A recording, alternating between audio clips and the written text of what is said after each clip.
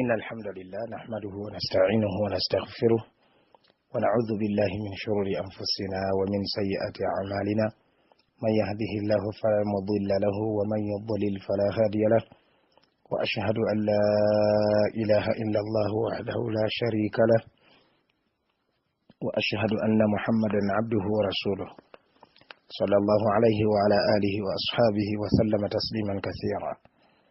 يا أيها الذين آمنوا اتقوا الله حق تقاته ولا تموتن إلا وأنتم مسلمون.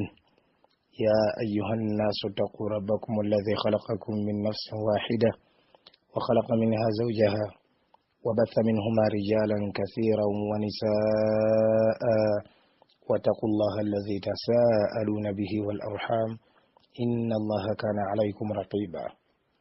يا أيها الذين آمنوا اتقوا الله وقولوا قولا سديدا يصلح لكم أعمالكم ويغفر لكم ذنوبكم ومن يطع الله ورسوله فقد فاز فوزا عظيما. أما بعد فإن أصدق الحديث كتاب الله وخير الهدي هدي محمد صلى الله عليه وسلم وشر الأمور محدثاتها وكل محدثة بدعة وكل بدعة ضلالة وكل ضلالة في النار. أبرغ نبيبتي والسلام عليكم ورحمة الله وبركاته. Bitambula biiznillahi ta'ala ku umma yaffe mu nsi yonna nga bwefaanana bitegeerekeka eri buli musiraamu yenna afaayo ku ddiini ye. Tusaba Allah subhanahu wa ta'ala atumalire akume eddiini y'obusiraamu. Tusaba Allah azza wa jalla akume abasiraamu ataasa abasiraamu okuttibwa, okusibwa, okukakanyizibwa. Tusaba Allah tabaraka wa ta'ala byonna bitumalirewo enjawukana.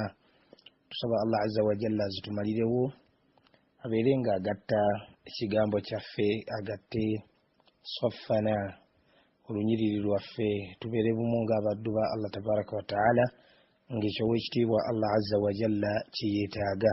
Wa barakallahu fiikum.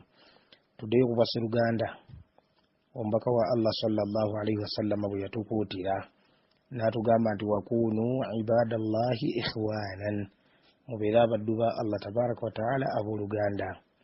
Tusaba Allah subhanahu wa ta'ala an yarfa'a kalimatahu, asitule ekigambo kye ekya tawhid, ekigambo kya la ilaha illa Allah. Tumusaba w'ekitiibwa Allah subhanahu wa ta'ala ebbanga lyonna akisitule kibeere nga kyekya waggulu. Wa barakallahu fiikum mu nsi yonna. Abooluganda, barakallahu fiikum.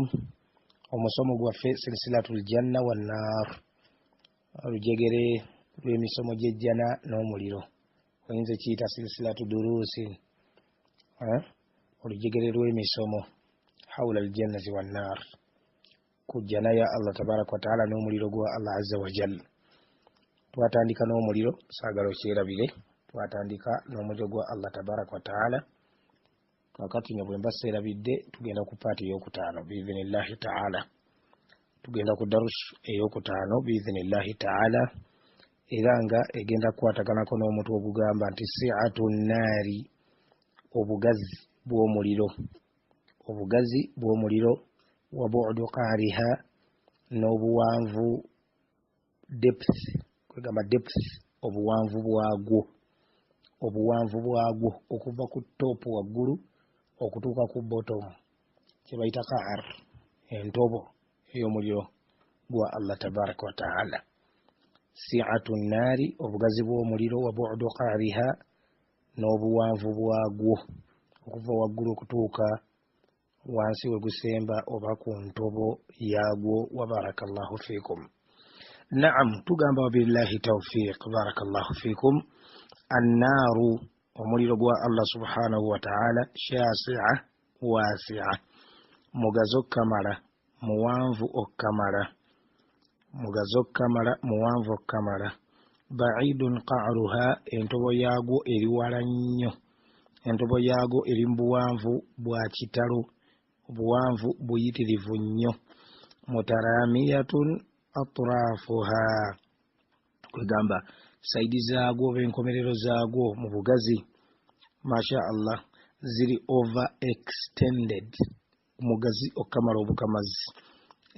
Saidi zaagwo mwana wattu ngazi okuva ku side okutuuka ku side endala okamala obukamazi. yadulluna ala hadha ekitulaga n'ekyo oba obujulizi obutulaga ekyo umurun ensonga ez'enjawulo amakulu nti ensonga zino ez'enjawulo zitulaga ekyo omuliro gwa Allah tabaraka wa taala mugazi okufa omuliro gwa Allah azza wa jalla muwanvu okamala obukamazi bwe twogera ku depth yaagwo wa barakallahu fiikum. Ensonga ezitulaga ez'enjawulo al-awwal ensonga esooka alladhina yadkhuluna an-naara abagenda okuyingira mu muliro iyadhan billah tusaba Allah tabaraka wa taala agututaase n'abaddu babakkiriza bonna agutaase abaana baffe agutaase bakadde baffe wa barakallahu fiikum agutaase mikwano yaffe barakallahu fiikum.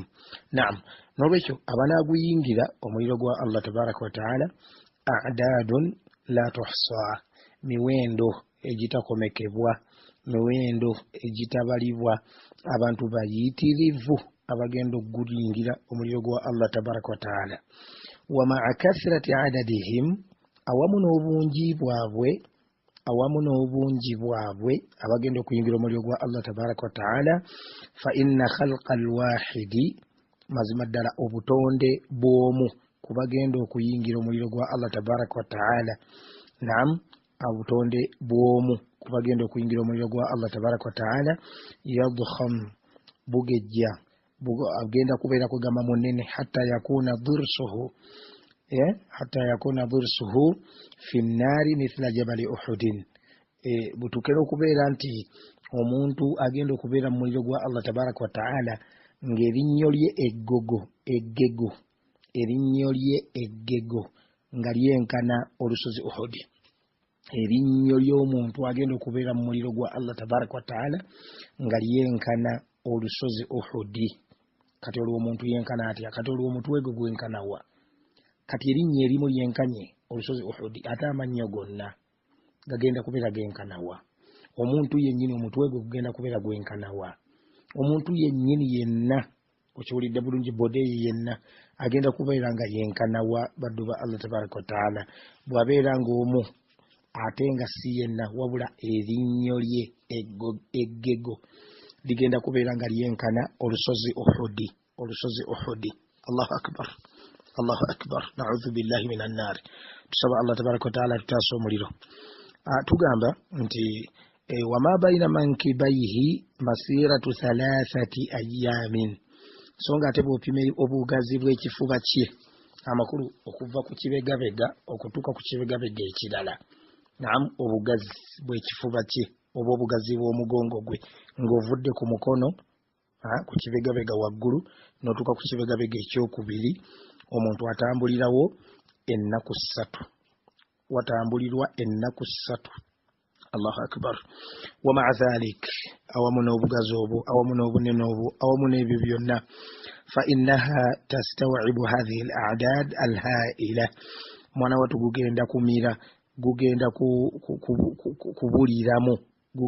kubuliramu emiwendo egyo egy'amaanyi emiwendo egyo eminene n'abantu abo abafanaganako bwe batyo allati kugamba emiwendo allati wujidat ala imtidadi alhayati ad-dunya min al-kafara al-mujrimina ala 'idhami khalqihim. Mwana watu gugenda kumira gugenda kubuliramu gugenda kumalawo emiwendo eminene okamala obukamazi egy'abantu abo Allah tabaraka wa taala beyagerera okubeera nti bayingira omuliro gwa Allah tabaraka wa taala bukyanga ow'ekitiibwa Allah subhanahu wa taala atonda bantu ne bajja ku nsi oba bukyanga obulamu bubeerawo min al-kafara al-mujrimin mu bakaafu aboononefu abajeemu ala 'idhami khalqihim awamu n'obunene bw'obutonde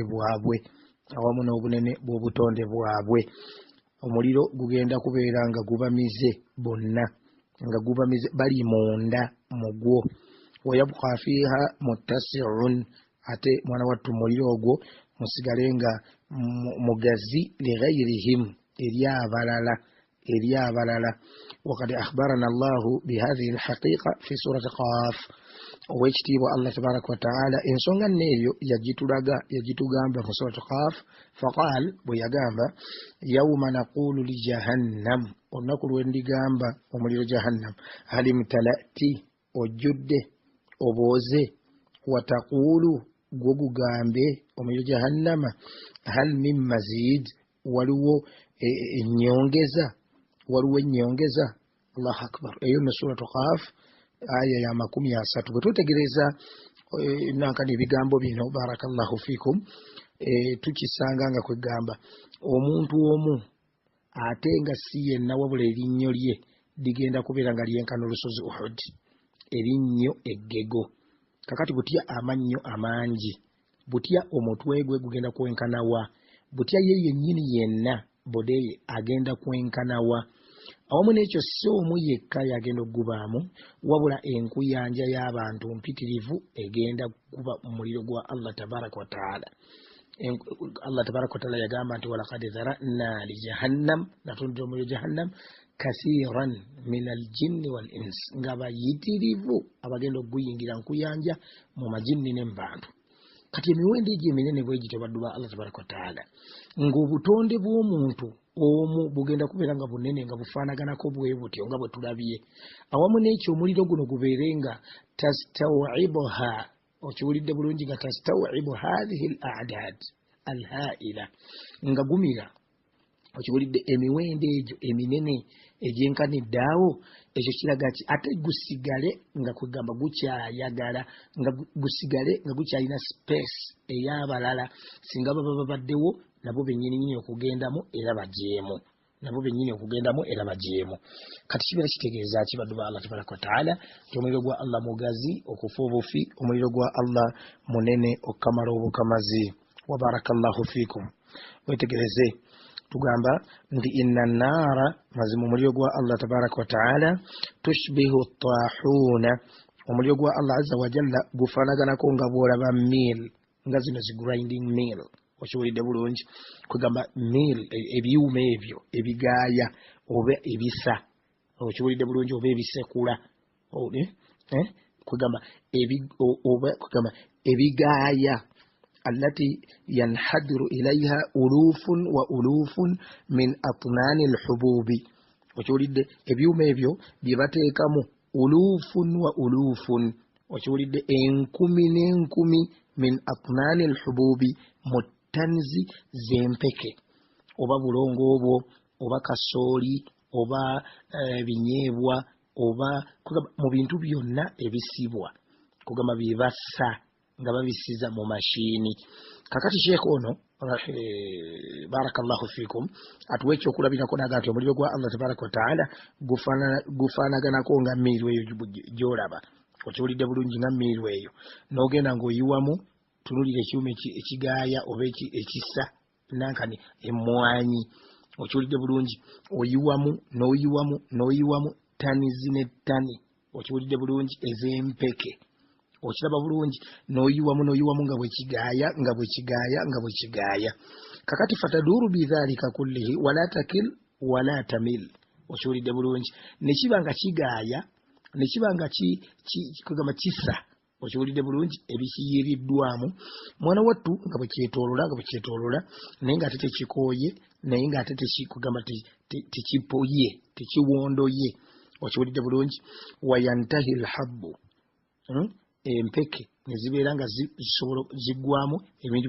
byewayagadde okussa ebintu byewayagadde okukuba nebibeera nga biweddewo watahuna taduru intidhara lilmazid ng'ekyuma kyo kikyagenda mu maaso mu masannyalaze kyetoolola nga kirindirira ebirala ebigenda okukola ki okuteekebwamu kigaaye so nga ate gwomaze okiwulidde bulungi omalirizza naye kyo kikyaliredde hal min mazid waliwo ebirala era bwe baleeta ebirala nga bayiwamu nga kisa bwe bayiwamu nga kikuba bwe kibimalawo kyo kisigala okujjako ng'okiggyeko kisigala kyetooloola kibuuza hal min mazid waliwo ekirala kugamba ebirala byemuleeta nabyo mbikoleko n'omuliro gwa Allah tabaraka wataala bwe gutyo bwe gufaanana.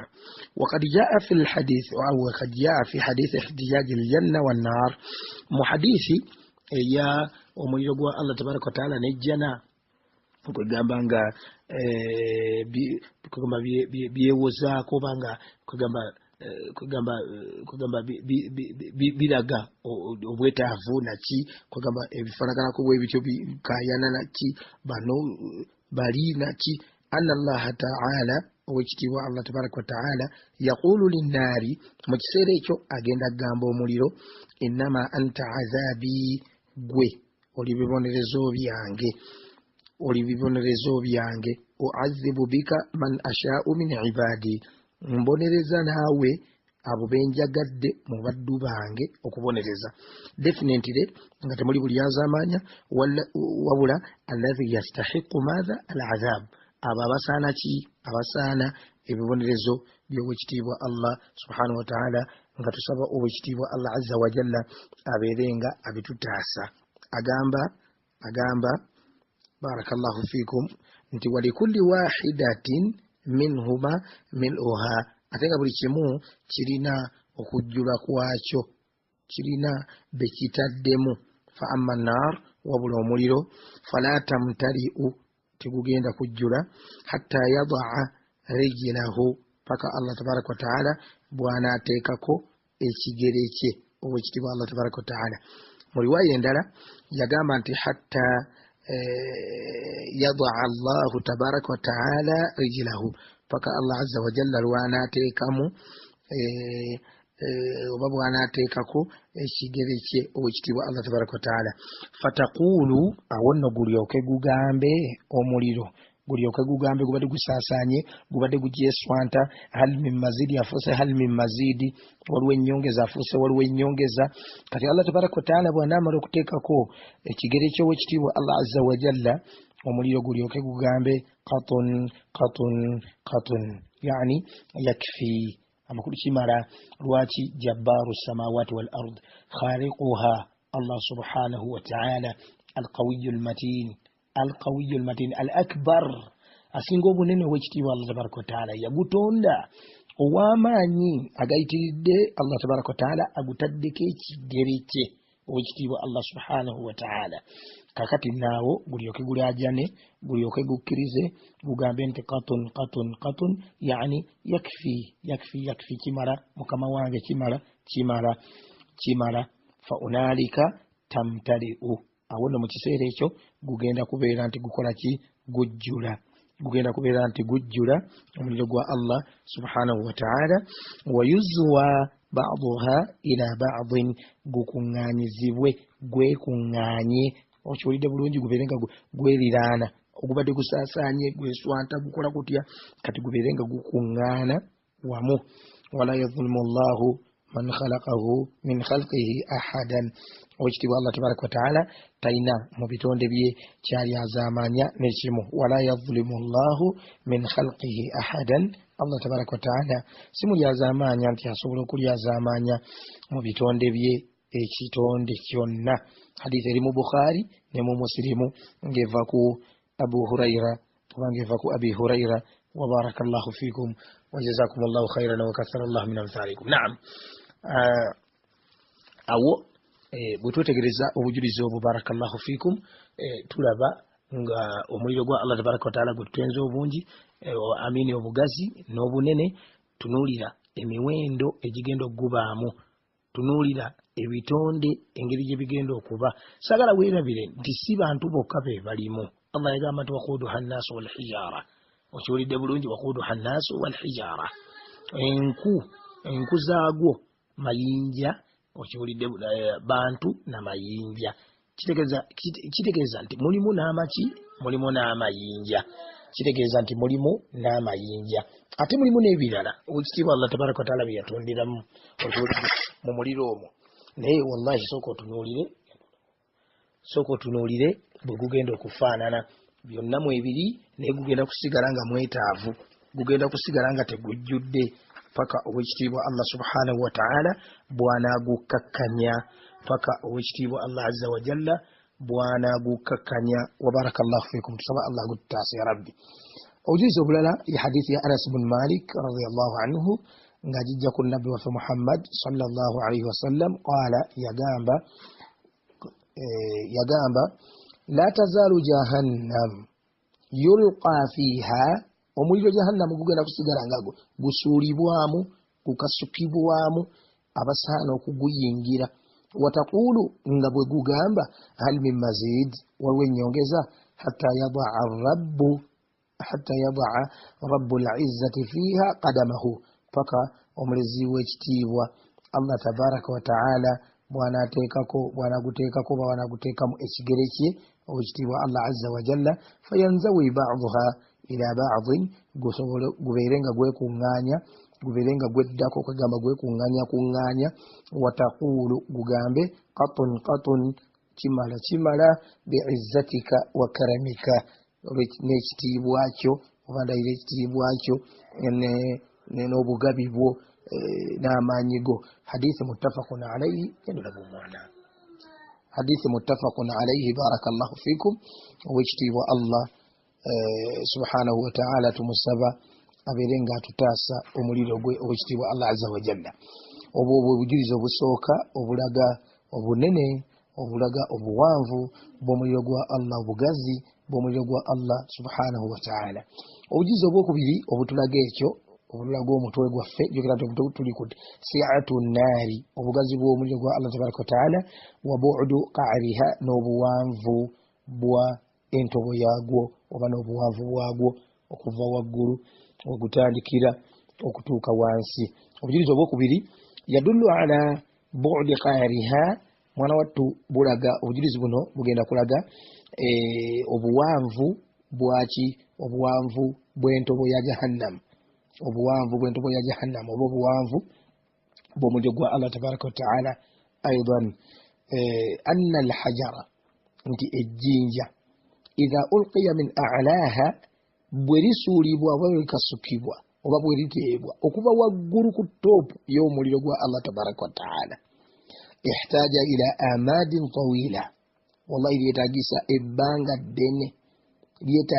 ebbanga ddene hatta yabluga qara okutuuka ku ntobo yaagwo wansi. Fafi sahih muslimin munanga mu kitabo kya muslim kibayita sahih muslim omwakuŋŋanya hadithi z'omubaka Muhammad oba ezimu ku hadithi z'omubaka Muhammad sallallahu alaihi wasallam nga kye kitabo ekyokubiri mu butuufu oluvannyuma lwa Quran al-Karim n'oluvannyuma lwa sahih al-Bukhari. Quran yo tugijjeko kati bino ebitabo ebisigadde sahih al-Bukhari yesinga obutuufu then nekuddako Muslim sahih Muslim. Hadithi ya Abi Huraira radiyallahu anhu qala agamba kunna ma'a rasulillahi sallallahu alaihi wasallam lumu twalina omubaka wa Allah alayhi salatu wassalam idh sami'a wajabatan yani saqatatan bwe yawulira lumu oba n'awulira okugwa oba okkoona okutuuka nga bw'onaabeera nga oli waggulu olina epipa njereere kati noota ejjinja oba nga kati edda mu kusima toyi zino nga zinankade ez'ebweru okiwulidde bulungi toyi ezo ez'ebweru oluusi wakwatanga ejjinja bwoti n'oliyita waggulu ne ligenda n'owulira nga ligwayo bwe pon nga ligwayo eri basimye fuuti 6 basimye fuuti 8 basimye fuuti 40 okiwulidde kati n'okwata ejjinja waggulu n'oliyita bwoti ne likkirira. Ekyo kyennyini ekyokulabirako kyekino wano omubaka kyatugamba oba kyatukubira sallallahu alaihi wasallam mu hadithi eno eya Abi Huraira agamba Abu Huraira nti kunna ma'a rasulillahi sallallahu alaihi wasallam lumutwalina omubaka wa Allah alaihi salatu wassalam idh sami'a wajabatan nagenda awulira okugwa okutuuka okkoona wansi okugwa konnankani kugaba eddoboozi eri eriraga nti ekintu kituuse wansi ku bottom okiwulidde ekintu kituuse wansi ku ntobo. Faqala nabiyyu sallallahu alaihi wasallam nabbi n'agamba alaihi salatu wassalam tadruuna ma hadha ekyo mukimanyi ki ekikoonye ekituuse. Qulna Abu Huraira agamba nti twagamba definitely si yali yekka n'omubaka Muhammad sallallahu alaihi wasallam wabula yali ne basahaba abalala kati ne baddamu ne bagamba Allahu wa rasuluhu a'lam Allah tabaraka wa ta'ala n'omubaka we sallallahu alaihi wasallam be bamanyi ffe tetumanyi. Qala ombaka n'agamba sallallahu alaihi wasallama nti hadha hajarun ebyo nno munnange ejjinja rumiya bihi fi nnaari lyakasukibwa mu muliro munzu 70 kharifan bifo emyaka 7 okiwulidde bifo emyaka 7 fahuwa yahwi fi nnaari ila al-an mwana tulibadde likyatambula libadde likyagenda nga terinatuuka ku bottom nga terinatuuka ku ntobo ya muliro ila al-an paka olwaleero. Allahu akbar, myaka 7 subhanallah ejjinja liri mu kukkirira ligenda. Allahu akbar walillahi alhamd. Nsaba Allah atutaasa omuliro gwe ya rabbi, nsaba Allah ow'ekitiibwa atutaasa omuliro gwe ow'ekitiibwa.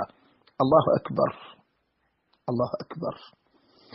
Obujulizi obulala ku nsonga eyo yennyini gye tukyaliko ey'ejjinja buli mu hakim eri mu mustadrak al-hakim rahimahullahu ta'ala an abi hurayra era hadithi nga ku abi hurayra yennyini okiwulidde ate ng'eri ne mu tabarani ng'eva ku muadh bun jabal ne abi umama al-bahili okiwulidde radiyallahu anhum wa radiyallahu ani sahabati ajma'in.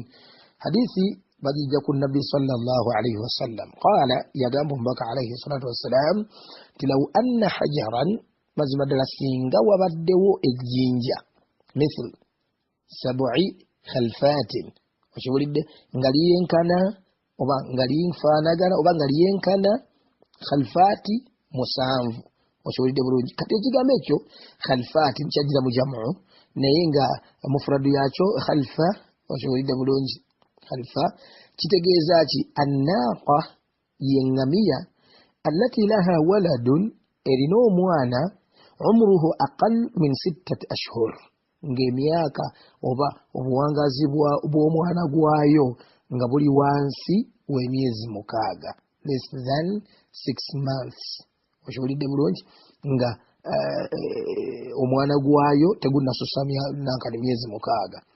Kakati ekirege engamiya ebeera nnene kakati ate kakati egasseeko kubeera nti ate yakazaala sibbanga ddene kitegeeza nti ate yeeyongerako obunene okiwulidde yonna erimu amata tikyayonsa ebifaanaganako bwebityo okiwulidde kati kitegeeza nti ate yeeyongerako obunene.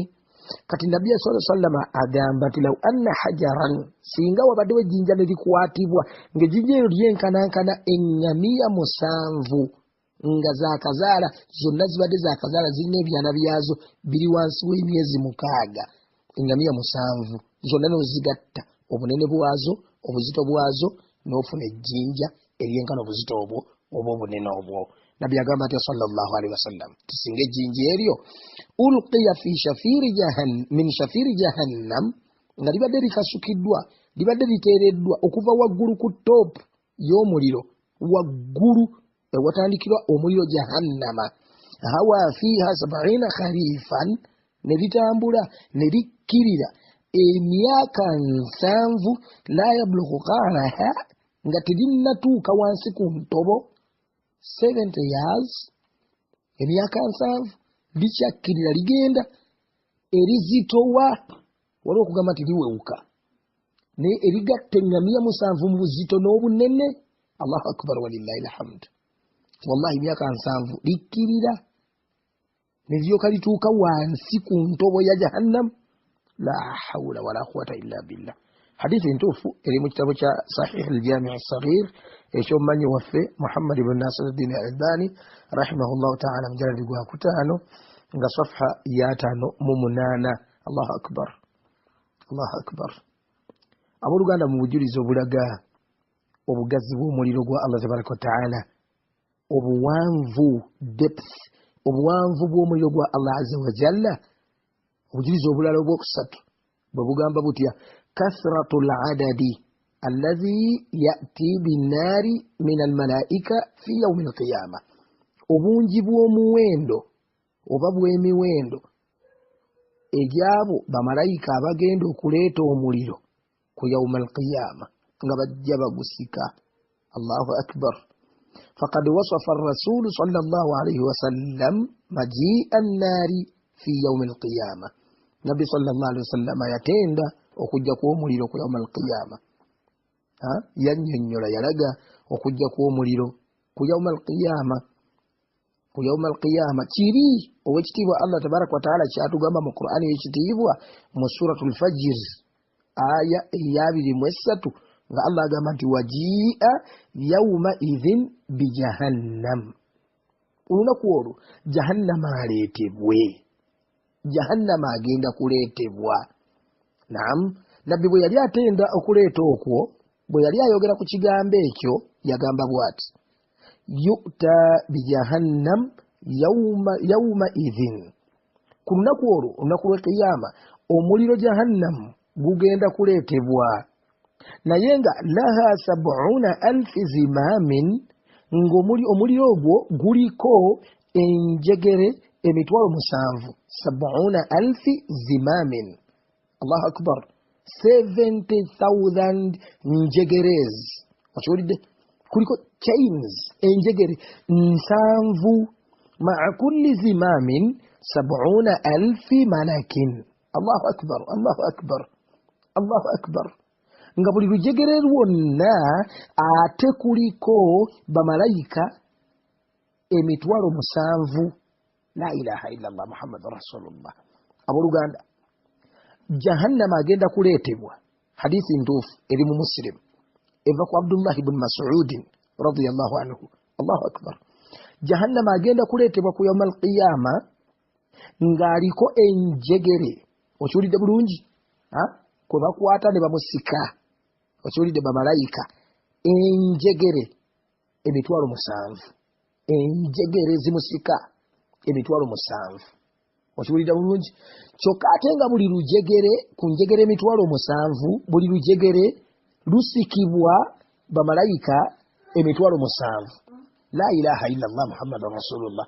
kati bamalayika abagenda okusika jahannama ku yawmal qiyama bali bameka kitegeeza nti ogenda kukwata emitwalo 7 egy'abamalayika enamba y'abamalayika abasika olujegere olumu okubiseemu emitwalo 7 kitegeeza nti emitwalo 7 kubisaamu emitwalo 7 ogenda kufuna omuwendo gw'abamalayika abagenda okusika jahannama ku yawmal qiyama nabbi agambye sallallahu alaihi wasallama nti yu'ta bi jahannam yawma idhin omuliro jahannama gugenda kuleetebwa ku lunaku olwo amakulu olunaku lwa qiyama laha 70,000 zimamin nga lulina enjegere oba ebisikibwa emitwalo 7 ma'a kulli zimamin kyokka ate nga buli lujegere naam oba buli wasikwa 70,000 malakin nga waliwo bamalayika emitwalo 7 be basikawo buli wasikwa awasikwa wali wameka enamba yaawo emitwalo 7 awasikwa naye ate buli wasikwa waliwo bamalayika emitwalo 7 la ilaha illallah muhammadur rasulullah jahannama aliko enjegere emitwalo 7 kyokka ate buli lujegere lusikibwa abakutte nga basika olujegere olwo bamalayika aba Allah tabaraka wataala betwalabako ku butonde bwabwe nti bamaanyi Allah tabaraka wataala yagamba nti ghiladhun shidadun bamaanyi bamutaseka tebasaaga Allahu akbar bamalayika abasika olujegere olumu bali emitwalo 7 kyokka ate enjegere ezisikibwa ziri emitwalo 7 kakati kitegeeza ki baddu ba Allah tabaraka wataala tulaba nga kiraga si'atu nnaari obugazi bw'omuliro tulaba nga kiraga bu'du qa'riha obuwanvu bw'omuliro depth Allahu akbar Allahumma inna na'udhu bika minan naari ay Allah wange ay Allah waffe tukusaba otutaasa omuliro gwo tetuyinza kumalako nagwo tutaasa omuliro gwo owekitiibwa Allah tabaraka wataala Sheikh yali ayogera wano ebigambo oluvannyuma lwa hadisi eyo yagamba nti walaka an tatakhayyala 'idhama hadha al-makhluq ar-rahib kiri gy'oli okubeera nti ofumiitiriza olabe obuwagguufu olabe obunene bw'ekitonde ekyo ekinene ekitiisa ekijjuddemu ebitiisa ebikangabwa la ilaha illallah alladhi ihtaaja ila hadha al-'adad al-ha'il min al-malaa'ika ekyetaaze emiwendo egyo egitagambika mu bamalayika al-ashidda al-aqwiya abamanyi abatagambika alladhina la ya'lamu mada quwwatihim illa Allah subhanahu wa ta'ala abatalika manyi gaabwe genkanawa gafaanana gatya okujjako wekitiibwa Allah tabaraka wa ta'ala funiyitiriza muddu wa Allah. Allahu akbar. Saba Allah gutaase ya rabbi mahma yakun al-amr agutaase abaana baffe agutaase bakyala baffe agutaase abantu baffe agutaase bakadde baffe agutaase baganda baffe abasiraamu. Subhanallah, tetuyinza kumalako nagwo ogufaanana bwe gutyo baddu ba Allah azza wa jalla. Obujulizi obwokuna obulaga obugazi n'obuwanvu bw'omuliro gwa Allah tabaraka wa ta'ala gulaga ebikangabwa by'omuliro gwa Allah tabaraka wa ta'ala. Obunene bw'omuliro gwa Allah tabaraka wa ta'ala bugamba butya anna makhluqaini azimaini mazima ddala ebitonde bibiri eby'amaanyi ebinene kashamsi wal qamari ng'enjuba n'omwezi. Ebyo bitonde binene wallahi, ebyo bitonde binene tebimanyi nsi. Ashamsu wal qamar okiwulidde?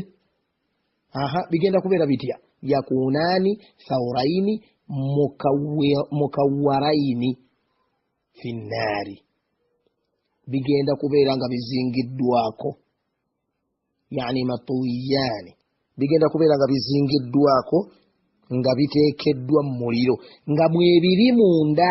Bitonde binene nnyo ebyo, enjuba n'omwezi wallahi binene. Naye tunulira bigenda kuba bizingiddwako, ekitangala kyabyo kivuddewo, owekitiibwa Allah tabaraka wa ta'ala abikasuse mu muliro, abikasuse mu muliro. Allahu akbar. fafi mushkil al-athar, mu kitabu ekitibwa mushkil al-athar litahawi rahimahullahu ta'ala, kyomanyi waffe oyo, mulimu hadith ngeva ku Salama ibn Abdurrahman qala agamba haddathana Abu Hurayra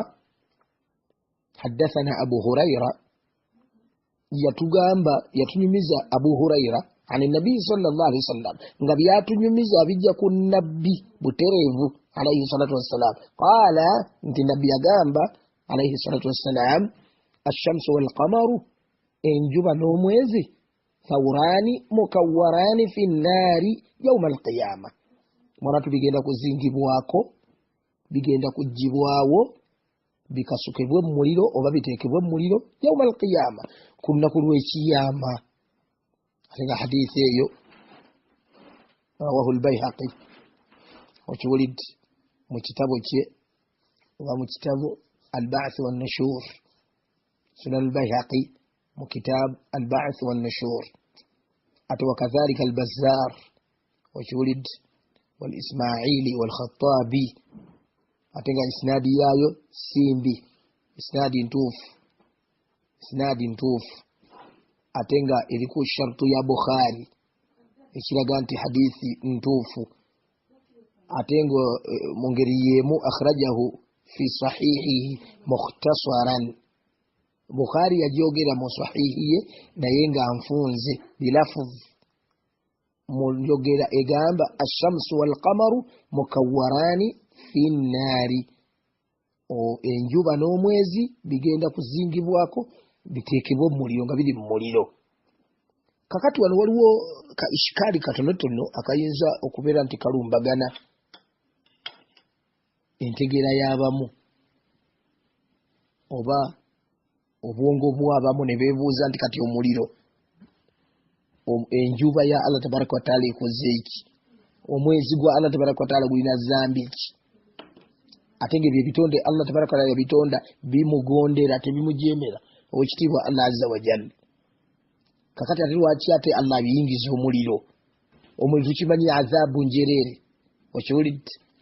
Qala al-Khattabi, omumanyi ayitibwa al-Khattabi oli gwe tulabyeko wali waggulu era rahimahullahu ta'ala, yagamba bw'ati ku nsonga eyo fi tawjih hadha al-ishkal, mu kunnyonnyola oba mu kukwataganya oba mu kumalawo obuzibu obuyinza oba kugamba entegeera eyandibadde lowooza nti bino biteekeddwamu mu ngeri ya kubibonereza okukijjawo. Yagamba atya laisa al-muradu bikaunihima fi nnari ta'dhibuhuma bidhalik. Ekigendererwa n'ekyokubeera nti enjuba n'omuliro bigenda kubeera mu muliro, enjuba n'omwezi bigenda kubeera mu muliro, nga bw'okirabye wali waggulu mu hadiisi ey'ekitiibwa oba ez'ekitiibwa. Ekigendererwa si kyakubeera nti ta'dhibuhuma bidhalik, nti kubonereza njuba na mwezi kuziteeka mu adhaabu nti zirina ezambi oba ki, nedda. Walakinahu, wabula ekituufu, tabkitun yani tawbikhun liman kana ya'buduhuma fi dduniya, ngeri yakubijjisa eri bano abaabisinzanga byombiriri ku dduniya, abaabisinzanga byombiriri ku dduniya, liya'lamu, basobole okumanya, anna ibadatahum lahuma kanat batila, basobole okutegeera n'okumanya nti okusinza kwe baabisinza nga bali mu dduniya mwanatu kwali kufu, kwali kukyamu. Khattabi rahimahullahu ta'ala bwatu bwakinyonyodde. Waqiila, era kigambibwa mu ngeri era ya tawjih hadha al-ishkal, okujjawo ishkal, okubuzaabuza kwandibaddewo ku nsonga eyo, kigambibwa kitya? Innahuma khuliqa min naarin, ebyo bitonde bibiri byatondebwa nga bijjibwa mu muliro mwe byatondebwa. Fa uida fiha, kati bibeera bizziddwa buzzibwa ku ligino, ku soosi yaabyo gye byava, nolwekyo temuli ta'zib. Ate singa otunuulira kugamba ekijjawo nti si kubibonereza okuyingira mu muliro, okiwulidde. Kati tunuulire ekyokulabirako, waliwo aya ya Allah tabaraka wa taala mu suratul Baqara egamba nti fattaqu nnaara allati waquduha nnaasu wal hijaara, abange mutye nnyo omuliro, enku zaagwo bantu n'amayinja, mu suratul Baqara. Ng'era we waliwo aya endala Allah tabaraka wa taala ng'atugamba mu suratul ndoza Tahrim, bwe mbaseerabidde ya ayyuha alladhina amanu, abange mwe abakkiriza, anfusakum wa ahlikum naara, mutiise nnyo emyoyo gyammwe n'abantu bammwe, mukole nnyo, mutye nnyo Allah tabaraka wa taala, mwewale shiriki, mwewale bidai, munywerere ku sunna, munywerere ku tawhid, okiwulidde, mmwe mwennyini n'abantu bammwe mubakubirize ebyo mu ngeri y'akaweefube, awona omuliro gwa Allah tabaraka wa taala. Ogwo waquduha nnaasu wal hijaara, enku zaagwo nga si kirala bantu n'amayinja. Kati wali bw'obuuza nti omunankani enjuba yakola ki, azaabu ki, amini zambi ki, omwezi gwa zambi ki ya rabbi, kiba kitegeeza nti newano ojja kubuuza amayinja gano zambi ki gye gaakola. Amayinja, okutonda kwa Allah, okusalawo kwa Allah. Kati Ibrahimu bw'abeera nga yasobola okumuteeka muliro Allah tabaraka wa taala, n'agugamba nti kuni bardan wa salaman ala Ibrahim, ne gutamwokya nga ye ali muli awulira raha, okiwulidde bulungi, awulira ziconditioners, awulira mirembe myereere. Kakati atoola obutya kubira ebitonde bye Allah azza wa jalla, yatonda omuliro, ebyetonderamu nga byo si byakubonereza na adhabu za muliro, bibeera muli nga gwolaba ng'ebiri mu muliro nti oba biboli nti oba wallahi ntidde nnyo azaabu ziri mu muliro naki naye nga byo tebirina na kibiwulira, tebirina naki, tewulina buzibu bwonna, kubanga Allah bw'ate bwe yakola ki, bwe yakitonda ow'ekitiibwa Allah azza wa jalla. Barakallahu fiikum, jazakumullahu khairan wa kathara Allah min amthalikum. Abooluganda, tusaba Allah subhanahu wa ta'ala tutaasa omuliro gwe. Kyovudde olaba nti nabbi waffe Muhammad sallallahu alaihi wasallam yatukuutira nnyo obutava mu swala, era kyatteeka obutava mu swala gye tusadde yonna sunna yateeka eswala farada. Nabbi yatugana okuva mu swala sallallahu alaihi wasallam okujjako nga tusabye Allah tabaraka wa taala tutaase ebintu bina, naye ng'ebintu ebyo bina bikulemberwa kumusaba kututaasa omuliro jahannama n'ebibondezo by'omuliro jahannama. Mu hadithi oba mu dduwa egamba Allahumma inni a'udhu bika min adhabi jahannam. Eri mutahiyatu nga tusembayo tumaze okusalira omubaka Muhammad sallallahu alaihi wasallam tetutola salamu okujja kuba tumaze okusoma edduwe. Yes, mukyolidde kale endala bw'oba tozisome eyo yote ekugisoma girete. Allahumma inni a'udhu bika min adhabi jahannam, ay Allah wange nkusaba ontaase ebibonezo by'omuliro jahannama, wa min adhabi alqabri, n'ebibonezo bya kaburi, wa min fitnati almahya, n'ebibonezo ebiriwo nga ndi mulamu, wal mamati nenga ngenda kufa, oba ebibonezo ebiriwo nga nvaamu omwoyo, n'ebibonezo ebiriwo nga